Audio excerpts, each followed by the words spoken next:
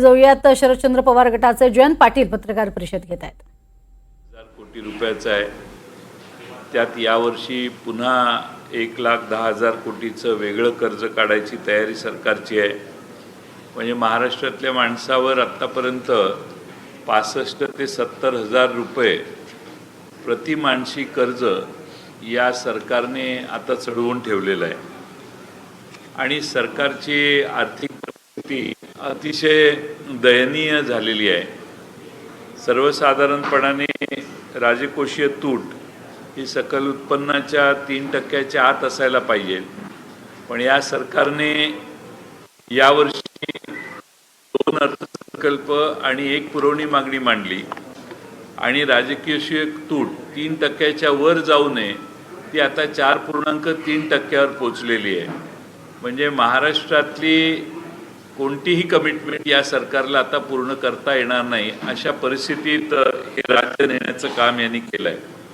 राज्याच्या विकासवाढीचा दर कमी झालेला आहे आणि शेती जो अर्थव्यवस्थेचा आपला कणा आहे त्याच्यातही 2.6% घसरण झालेली आहे आणि त्याचाच अर्थ महाराष्ट्र सरकारचं शेतकऱ्यांच्या प्रश्नावर लक्ष नाही आहे। पहिल्या 2-3 क्रमांकावर असणारा आमचा महाराष्ट्र आता जवळपास 11व्या नंबरवर गेला आहे। हे मी नाही तर नियोजन मंडळाने आता हे आकडेवारीने सिद्ध केलेलं आहे। 2024ला आपल्या राज्याला उत्तर प्रदेशपेक्षा फार पैसे कमी मिळाले। म्हणजे आपल्याला ज्यावेळी 60,000 कोटी रुपये मिळाले त्यावेळी उत्तर प्रदेशला 1,83,000 कोटी रुपयाचा निधी देण्यात आला। आता हे डबल इंजिनचं सरकार म्हणतात, पण मला असं वाटतं की हे ट्रबल इंजिनचं सरकार आहे। आज या ठिकाणी महाराष्ट्र अग्रेसर होता एकेकाळी, तो यांच्या काळात अधिक मागं जाण्याची परिस्थिती यांच्या कर्तबगारीनं तयार झालेली आहे। गेल्या 2 वर्षात शेतकऱ्यांचे किती हाल झाले आहेत। पीक विम्याचे पैसे मिळत नाहीत, नुकसान भरपाई वेळेवर मिळत नाही।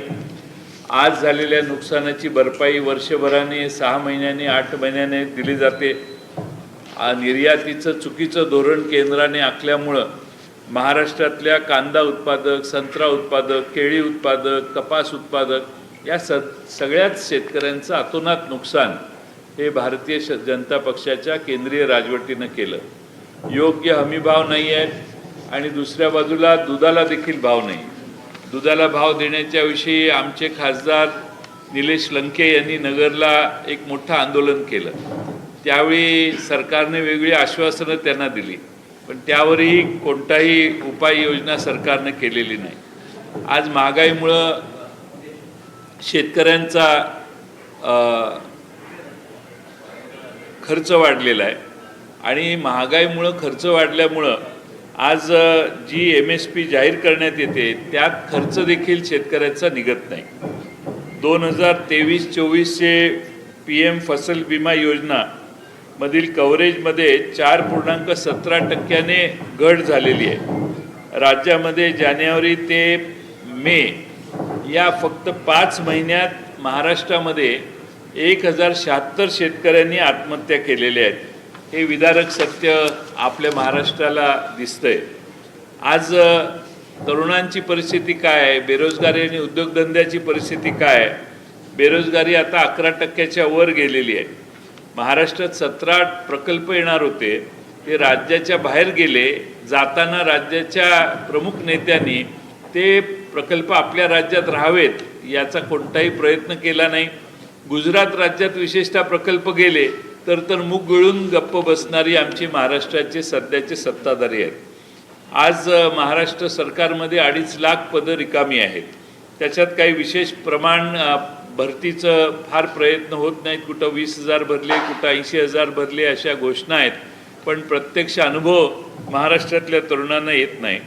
युवकांची परीक्षेसाठी तयारी करतात, कष्ट करतात, गरीब घरातली मुलं प्रयत्न करतात, पेपर देतात आणि तोच पेपर फुटलेला असतो आणि त्यामुळं पुन्हा पेपर घेण्याचे प्रकार अलीकडे वाढलेले आहेत। या सरकारच्या काळात पेपर फुटीचे घोटाळे प्रचंड मोठ्या प्रमाणात वाढले आणि त्यामुळं महाराष्ट्रातला युवक हा अत्यंत तणावग्रस्त परिस्थितीत आहे। 19 ते 24 या 5 वर्षामध्ये जवळपास 11.5 लाख विद्यार्थ्यांच्यावर याचा दुष्परिणाम झालेला आहे. नवीन MIDC होत नाहीत, ज्या MIDC मोकळ्या आहेत तिथं नवीन उद्योग यांना आले नाहीत. प्रत्येक वेळी दावोसला जाऊन 1.5 लाख कोटीची इन्व्हेस्टमेंट आणली, 4 लाख कोटीची इन्व्हेस्टमेंट आणली, अशा घोषणा आम्ही सगळ्यांनी ऐकल्या, पण इन्व्हेस्टमेंट कुठं दिसत नाहीत. आणि दिसल्या तर त्यामध्ये जी गुंतवणूक रोजगार निर्माण होणार आहे तो रोजगार त्या प्रमाणात निर्माण होत नाही असा अनुभव आहे. आणि म्हणून महाराष्ट्रात आज जवळपास 40-45 लाख युवक बेरोजगार आहेत आणि त्यांच्या बेरोजगारीला हाताला काम देण्यासाठी कोणतंही काम सरकार करत नाही. मधल्या काळात 424 नमो महारोजगार मेळावे आयोजित करण्यात आले. मग 424 महारोजगार योजनेमध्ये कोट्यावधी रुपये उधळले. एकेका इव्हेंटला एकेका रोजगार मेळाव्याला 5-5, 7-7 कोटी रुपये यांनी खर्च केले आणि रोजगार किती मिळाला तर 60. सरासरी या 424 नमो महारोजगार मेळाव्यामध्ये सरासरीने प्रत्येक मेळाव्यानंतर 50-60 सरासरी येते, कारण 25,000 लोकांना रोजगार टोटल मिळालेला आहे. त्यामुळे नवीन रोजगार निर्माण करण्याचा कोणता ठोस प्लॅन यांच्याकडे नाही. स्टार्टअप फंडिंग 60% खाली गेलेली आहे राज्यातली आणि FDI फंडिंग देखील FDI इन्व्हेस्टमेंट देखील 15% कमी झालेलं आहे. आपण नेहमी म्हणतो आम्ही महाराष्ट्रात FDI 1 नंबरला महाराष्ट्र आणलं, परत सांगायचा प्रयत्न करतो, पण वस्तुस्थिती अशी आहे की FDI मधली गुंतवणूक देखील 15% कमी झालेली आहे. भ्रष्टाचारात तर बेसुमार वाढ झालेली आहे. आपण सगळेच महाराष्ट्रातल्या जनतेला लक्षात आलेलं आहे. महाराष्ट्रात 1 नंबर महाराष्ट्राचा आता भ्रष्टाचारात देशात गेलेला आहे. म्हणजे देशात 1 नंबर भ्रष्टाचारात महाराष्ट्र हे अग्रेसर राज्य यांनी पुढे नेलेलं आहे. हा परिणाम ह्या 2 वर्षातल्या कामकाजातनं यांनी करून दाखवलेला आहे. 6 वर्षात भ्रष्टाचाराच्या 2/3 केसेसमध्ये काहीच पुढं प्रोग्रेस झाली नाही आणि अधिकारी किंवा कर्मचारी याने भ्रष्टाचार केला तर त्याची चौकशी होणं देखील आता बंद झालेलं आहे. कारण सत्ताधारी आणि कर्मचारी अधिकारी यांचे हँड अँड ग्लोव्ज अशी परिस्थिती तयार झालेली आहे. हल्ली महाराष्ट्रात एक म्हण सुरू झालेली आहे, भ्रष्टाचार्यांचा एकच नारा, तुरुंगापेक्षा भाजप बरा. ही आज परिस्थिती आहे. आणि त्यामुळं जे कोणी आता खेडेकरांच्या बाबतीतही एक मी व्हॉट्सअपवर बघितलं की आता त्यांनी भाजपमध्ये गेल्यावर त्यांना संरक्षण मिळेल. म्हणजे एवढं जनतेच्या मनात पसरलेलं आहे की सगळ्या भ्रष्टाचारांना भारतीय जनता पक्ष स्वीकारते असा त्याचा अर्थ आहे. आणि म्हणून या ठिकाणी महाराष्ट्रात 2014 पासून आम्ही आकडेवारी काढली, 25 नेत्यांच्यावर आरोप केले की ज्यांनी त्यानंतर आरोप झाल्यानंतर पक्षांतर केलं, भाजपच्या सोबत गेले. त्यापैकी जे तिकडं गेले त्या 25 पैकी 23 लोकांच्यावर कोणतीही कारवाई झालेली नाही.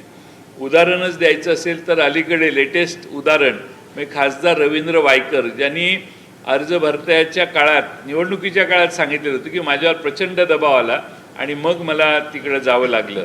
त्यामुळं लोकांना प्रश्न पडतो की या नेत्यांच्यावर आरोप भारतीय जनता पक्षाने केले, मग ह्या लोकांनी भ्रष्टाचार केला नाही का? मग हे भाजपमध्ये गेल्यावर भ्रष्टाचार कॅन्सल झाला का? याचं उत्तर खरं म्हणजे भाजपने दिलं पाहिजे. महाराष्ट्रात निवडणुकीला सामोरं जाण्याच्या आधी ज्या 25 लोकांना त्यांनी आपल्या पक्षात घेतलं त्यांच्यावरचे आरोप त्यांनी केले तेही त्यांनी सांगावेत आणि त्याच्यावर काय कारवाई झाली हेही सांगावं. महाराष्ट्रात आता मागच्या विधानसभेत आम्ही काही घोटाळे मांडण्याचा प्रयत्न केला. एक डांबर घोटाळा आहे, एक रत्नागिरी जिल्ह्यात RD सामंत कन्स्ट्रक्शन कंपनी आहे, त्यामध्ये कोणाची कंपनी आहे हे आपल्याला मी सांगायला नको, एका वरिष्ठ मंत्र्यांचं कंपनी आहे, त्यांचे सगळे सोयरे त्या कंपनीत आहेत.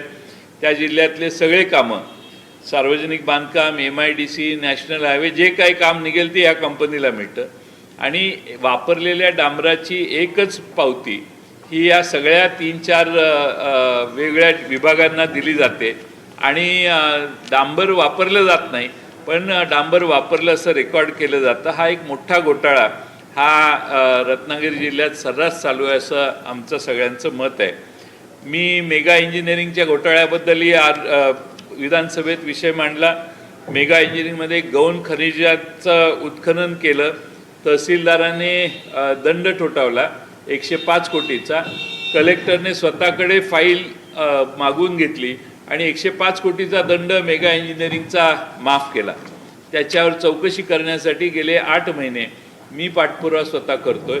आयुक्त त्याच्यावर कोणती कारवाई करत नाहीत. आयुक्त ज्या अधिकाऱ्यांनी हे चुकीचं काम केलं त्याच्यावर कारवाई करावी अशी आमची अपेक्षा आहे आणि 105 कोटीचा दंड हा पुन्हा ठोठवावा. परंतु आयुक्तांच्याकडून पुणे आयुक्तांच्याकडून कोणतीही कारवाई होत नाही. कारण सगळ्यांनीच एकमेकाच्या संबंधात एकमेकाला वाचवण्याचं काम करायचं ठरलेलं दिसतंय. देवस्थान घोटाळा मी विधानसभेत मांडला. औंध संस्थांच्या देवस्थानच्या जमिनी बळकावल्या गेल्या. हा प्रकार मी मागच्या 1.5 वर्षापूर्वी उघड केलेला होता. 2 महिन्यात कारवाई करू म्हणून मंत्र्यांनी सांगितलेलं, पण काही कारवाई झाली नाही. आता नागपूरमध्ये देखील म्हणजे या सरकारने हिंदुत्वाच्या नावाखाली या सरकारने सत्ता आणलेली असली तरी महाराष्ट्रातल्या अनेक म्हणजे हे औंध संस्थांचं देवस्थान जे आहे त्या देवस्थान औंध संस्थांच्या खालचे आहेत त्यांच्या जमिनी लुबाडण्याचं काम झालं. त्या वर्ग 2च्या वर्ग 1 करून विकून प्लॉट पाडण्याचं काम झालं. नागपूरलाही असाच एक प्रकार आहे. मारुती देवस्थान आहे नागपूरचं. त्या नागपूरच्या मारुती देवस्थानाची जमीन हडप करण्यात आली आणि तिथं प्लॉटिंग करून जमिनी बेकायदेशीरपणाने विकण्यात आल्या. जवळपास 400-500 कोटी रुपयाचा हा घोटाळा आहे. असे अनेक जमिनीचे घोटाळे हे आम्ही सभागृहात वेळोवेळी मांडले. सार्वजनिक आरोग्य विभागातला घोटाळा अलीकडे मी मांडला. आपल्या सातारा जिल्ह्यात मायनीला एक हॉस्पिटल आहे. तिथल्या भारतीय जनता पक्षाच्या आमदाराच्या ताब्यात ती आहे आणि त्या मृत माणसांच्या नावाने बिलं काढण्याचं काम झालं आणि आमचं सरकार होतं त्यावेळी राजेश टोपेंनी त्याची चौकशी केली. त्याच्यावर पुढची कारवाई करणं हे सरकार ती केस दाबण्याचं काम करतंय आणि त्यामुळं जवळपास म्हणजे 50 कोटी रुपये याचा भ्रष्टाचार आम्ही सांगून देखील सरकारने उत्तराच्या भाषणात त्याचा उल्लेख देखील केला नाही. नागपूर मेट्रो घोटाळा तर कॅगनेच काढलेला आहे. जवळपास 750-800 कोटी रुपयाचा घोटाळा आहे आणि नीट निविदा काढल्या गेल्या नाहीत असं कॅगने सांगितलं. आधीच बदनाम झालेल्या कंपनीला कामं दिली. पार्किंगवर मेट्रोपेक्षा जास्त खर्च झालेला दाखवला आहे आणि हा सर्व प्रकार कॅगने उघडकीला आणला. त्याच्यावर देखील कोणती कारवाई सरकार करणार हे सांगण्यात आलेलं नाही. MSIDCL हे एक मोठं घोटाळ्याचं नवीन प्लॅटफॉर्म या सरकारने तयार केलेलं आहे आणि ह्या MSIDCLचा प्लॅटफॉर्म जो आहे त्यामध्ये PWDने टेंडर काढणं, PWDने काम देणं हे आम्ही समजू शकतो. पण 2-3 हजार कोटी रुपयाचे MSIDCLकडे कामं देण्यात आली आणि तिथं एकच माणूस आहे आणि 2-3 जण काम करतात. ते महाराष्ट्रातल्या प्रत्येक जिल्ह्यातल्या आमदार सांगतील त्याच लोकांना कामं देण्याचं काम चालू आहे. आणि आपल्या माहितीसाठी सांगतो MSRDC मार्फत मोठ्या प्रमाणात एस्टिमेटेड कॉस्टपेक्षा जवळपास 35 ते 47% दराने अधिकच्या दराने ठराविक कंपन्यांना कामं देण्यात आली. नियमबाह्यरित्या मोबिलायझेशन ॲडव्हान्स देण्यात आला. तसेच भूसंपादनाच्या अगोदर कामाचे वाटप करण्यात आले. असे वेगळे प्रकार आहेत ज्याची तपशीलवार माहिती सभागृहात देखील मांडण्याचं काम आम्ही केलेलं आहे. कारागृहातला घोटाळा देखील एक आहे की आता कारागृहात जे कैदी वस्तू खरेदी करतात त्या देखील पुरवण्याचं काम एका विशेष कंपनीला देण्यात आलेलं आहे की ज्याच्यामुळं कारागृहातल्या वस्तूंच्या किमती वाढलेल्या आहेत आणि 20 आणि 30 रुपयाच्या वस्तू आता 150 रुपयाला किंवा $250 रुपयाला विकण्याचं काम कारागृहात होतं आणि कोणतीही निविदा न काढता हे काम दिले. जवळपास 300 कोटी रुपयाचा त्यात भ्रष्टाचार आहे. महाराष्ट्र या सरकारने क्राईम बाबतीत देखील 1 नंबरला नेऊन ठेवलेला आहे. NCRBच्या डेटानुसार महाराष्ट्र दंगली घडवण्यात प्रथम क्रमांकावर आहे. मर्डरमध्ये 3ऱ्या क्रमांकावर आहे तर रेपमध्ये 4थ्या क्रमांकावर आहे. ही आकडे बघितल्यावर आपल्या लक्षात येतं की या लोकांनी कुठं महाराष्ट्र नेऊन ठेवलेला आहे. कन्व्हिक्शनचा रेट 58% होता, आता तो 41%वर खाली आलेला आहे. बालकांवर होणाऱ्या अत्याचारात देखील वाढ झालेली आहे. जवळपास 2023 सालानंतर जवळपास 3 पट वाढ झालेली आहे. हिट अँड रन केस जे ताजं आहे त्यात आपला या लोकांनी देशात पहिल्या क्रमांकावर राज्य नेलेलं आहे आणि ज्यांनी हिट अँड रन केसमध्ये होते ते सगळे श्रीमंतांचे होते. श्रीमंतांची पोरं ही सांभाळण्याचं आणि त्यांना प्रोटेक्ट करण्याचं आणि त्यांना तुरुंगातून बाहेर काढण्याचं काम या सरकारने मोठ्या प्रमाणात मागच्या काही महिन्यात करून दाखवलेलं आहे. महिलांच्यावर अत्याचार याच्या बाबतीत देखील 2014 साली 26,000 महिलांच्यावर अत्याचार झाले होते. 23मध्ये 47,000 महिलांच्यावर अत्याचार झाल्याची नोंद आहे. त्यामुळं महिलांच्या बाबतीत जे आज मोठ्या प्रमाणात मतांच्याकडे बघून हे सरकार भूमिका मांडते, त्या महाराष्ट्रातल्या महिला सुरक्षित नाहीत हे सिद्ध होतं. आणि म्हणून आम्ही जे निकष विकासासाठी महत्त्वाचे असतात त्या निकषामध्ये आपण पहिल्या क्रमांकावर पाहिजे होतो राज्याच्या विकासाच्यासाठी. पण मला असं दिसतंय की ज्यात मागे क्रमांक राहायला पाहिजे होता तिथं आपण पहिल्या क्रमांकावर आहोत. जिथं